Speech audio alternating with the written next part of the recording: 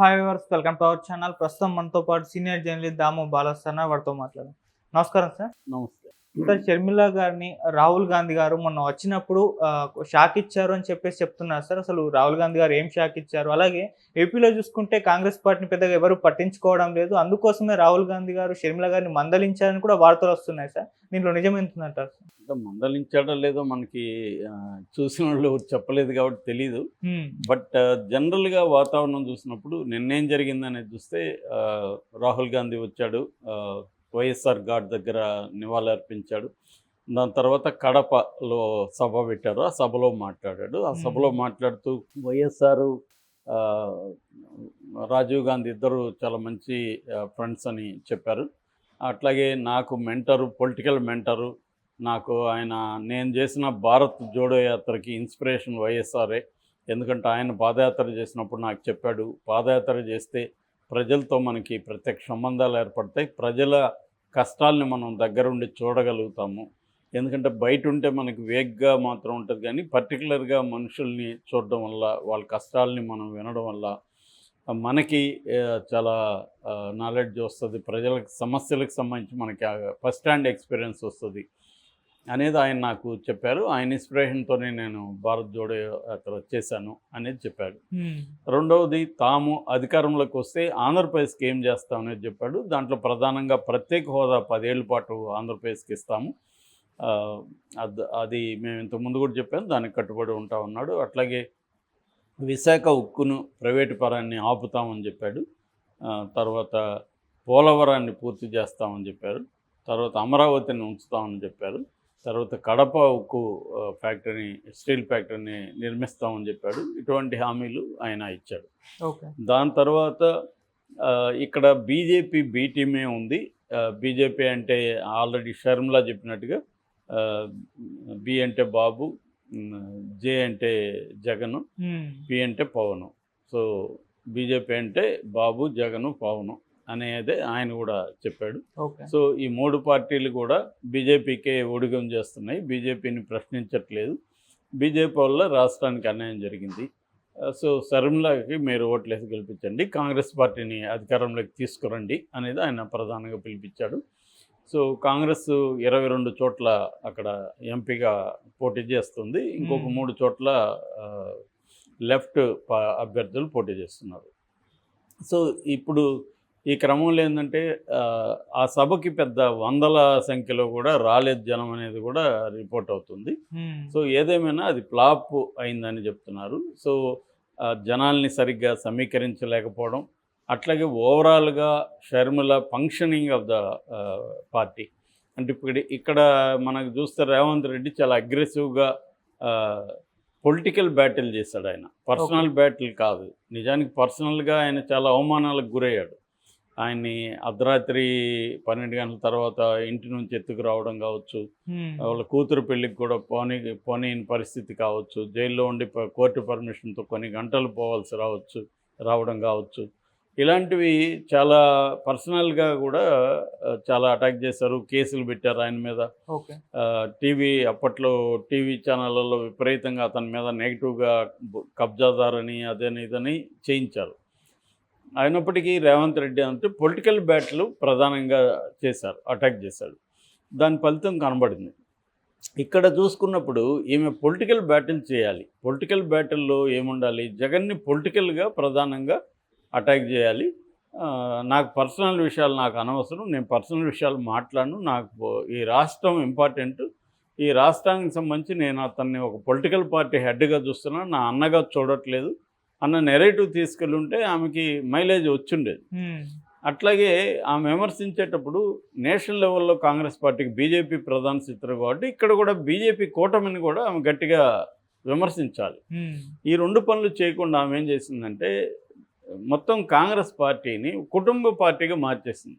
రెండవది, కాంగ్రెస్ పార్టీలో వేరే వాళ్ళకి కూడా స్కోప్ ఇచ్చి ఉండాలి. అక్కడ సీనియర్ నాయకులు ఉన్నారు, రఘువీరారెడ్డి ఉన్నారు, తులసిరెడ్డి ఉన్నాడు, ఇట్లా చాలామంది నాయకులు ఉన్నారు, వాళ్ళకు కూడా స్పేస్ ఇచ్చి ఉండాలి. అట్లాగే ఒకరినిద్దరిని ఉమెన్ని కొద్దిగా బాగా మాట్లాడగలిగిన వాళ్ళని కూడా తీసుకొచ్చున్నారు.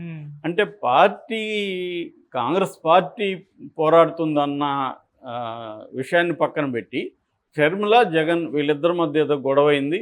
ఆ అమ్మాయికి ఏదో ఇప్పుడు ఆ గొడవని తీర్చుకోవడానికి జగన్ని ఇబ్బంది పెట్టడానికే ఈమె దిగింది అన్న వైసీపీ నెరేటివ్ ఏదైతే ఉందో దానికి దోహదం చేసేట్టుగానే ఈమె కార్యాచరణ అంతా కూడా ఉంది అక్కడ.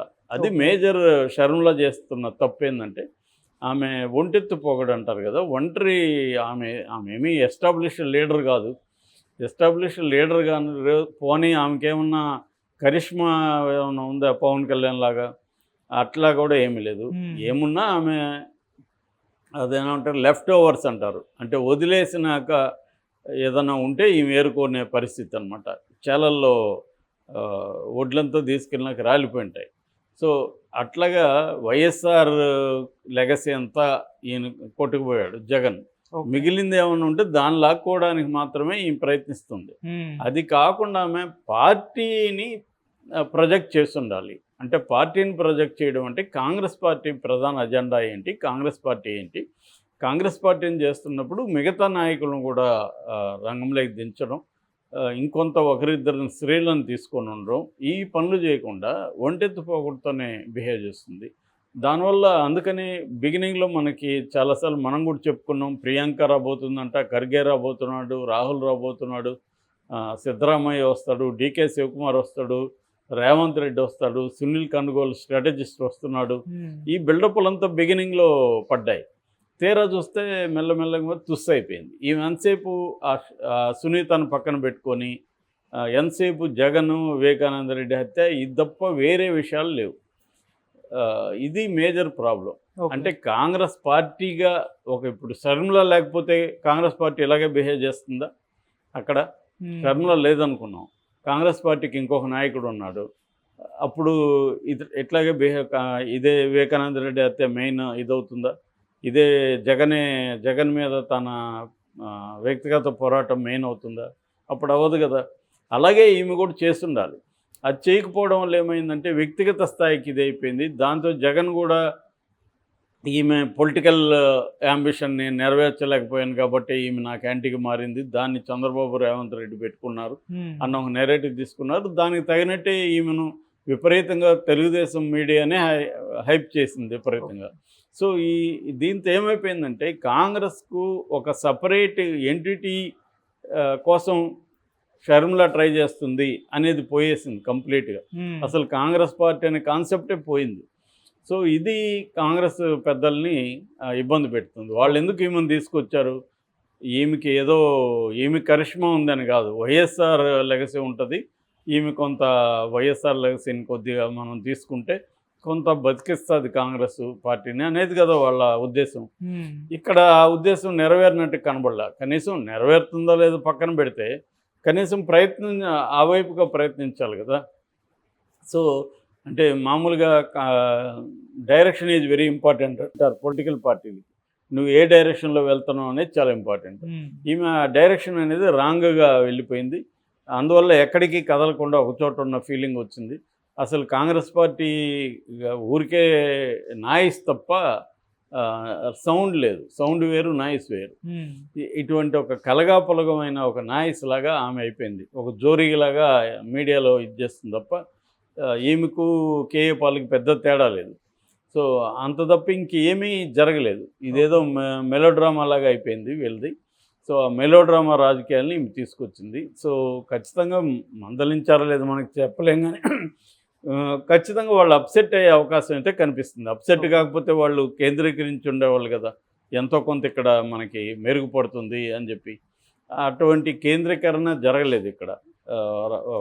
ఏదో మొక్కుబడిగా అది కూడా షర్మిలాని కడపలో గెలిపించాలన్నట్టుగా ఆయన వచ్చి వెళ్ళిపోయాడు తప్ప ఆయన ఇంకా వైజాగ్లోనూ ఇంకా కాంగ్రెస్కి ఇప్పుడు మడకసిరలో కాంగ్రెస్ వస్తుందని రవిప్రకాష్ ఆర్టీవీలో చెప్పాడు.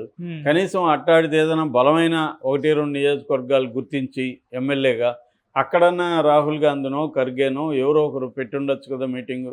రేవంత్ రెడ్డి కూడా నేను రెడీ అన్నాడు. మరి రేవంత్ రెడ్డి వెళ్ళలే, ఒకసారి వైజాగ్ వెళ్ళాడు అంతే, ఎవరు రాలేదు. ఇటు వేరే పార్టీల నుంచి ఎవరు పెద్దగా రాలేదు. అంటే అక్కడ ఇప్పటి వరకు చూస్తే మాత్రం షర్మిల అటర్ ఫ్లాప్ అయినట్టుగా కనబడుతుంది. ఓకే. దానికి ప్రధాన కారణం నేను ఇందాక చెప్పింది, పొలిటికల్ ప్రొఫెషనల్గా నడపలేదు పార్టీని. Thank you sir.